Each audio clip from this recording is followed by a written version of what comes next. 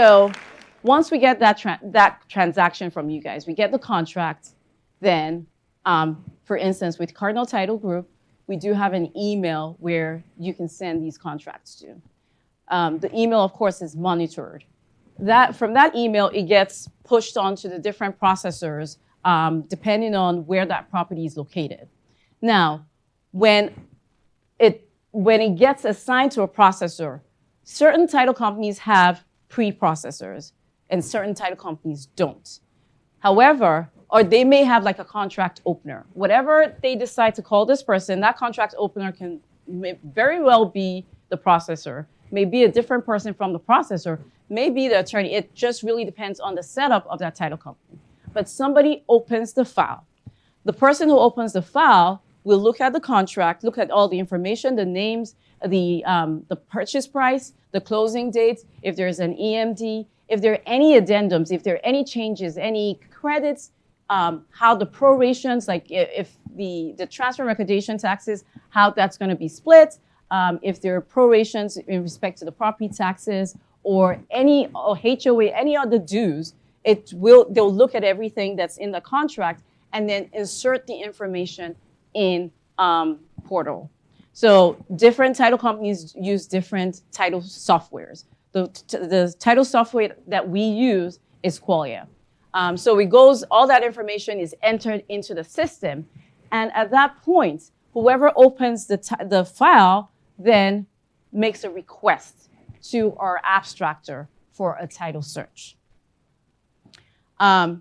Obviously, when that request is made and sent out, other things happen on the file while we're waiting on that to come in.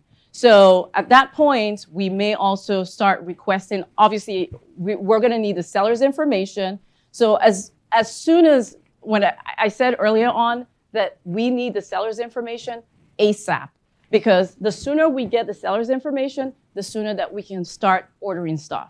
So if we do have the seller's information at that point, then we start to order the payoffs, the HOAs, whatever needs to be ordered at that point. However, with the caveat that we're still waiting on the title, because once that abstract comes in, the abstract will tell us if we have everything that we need, if the seller has provided the correct information.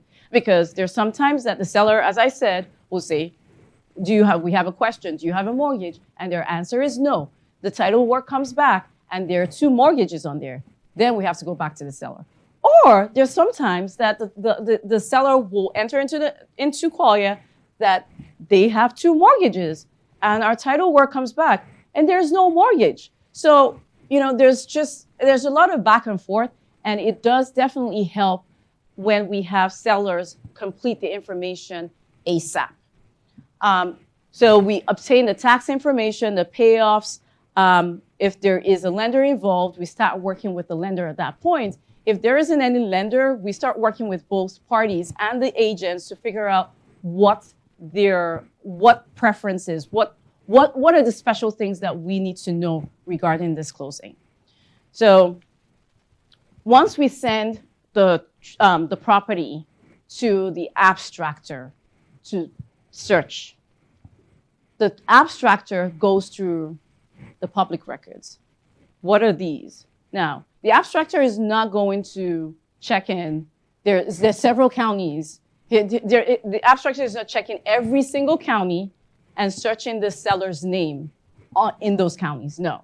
The abstractor goes to the county where the property is located to search that seller.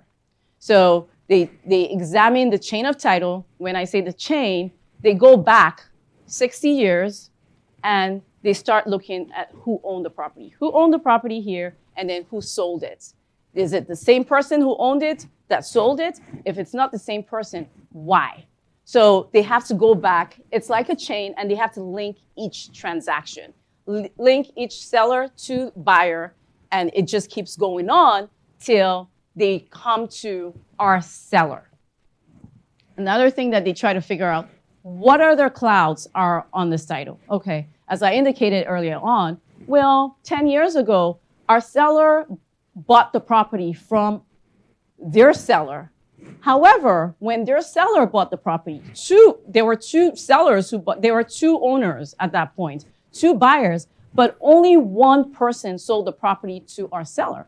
So our abstractor will flag that and let us know that, hey, it appears that there is a missing chain in title, and that needs to be figured out.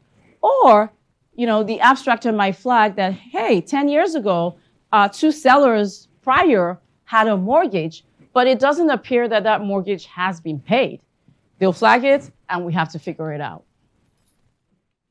Okay, so while we are waiting on the title work to come back, other things will be happening. So if there is a loan, the buyer and the agent, you guys are working with the lender to get the buyer's loan approved.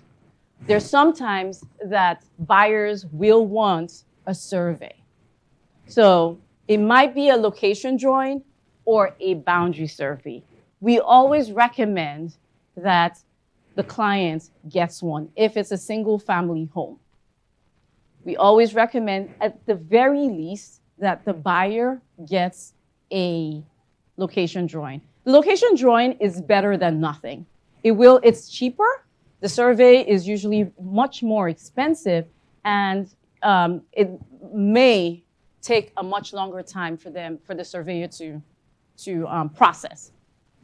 So the location drawing will basically just let them know what the boundary lines are. If there's any encroachment, you will see it on the drawing. If that property is encroaching on the neighbor's property, it will show as well. So we always recommend that your buyer gets at least a boundary location drawing. If it's a condo, for instance, it's not necessary.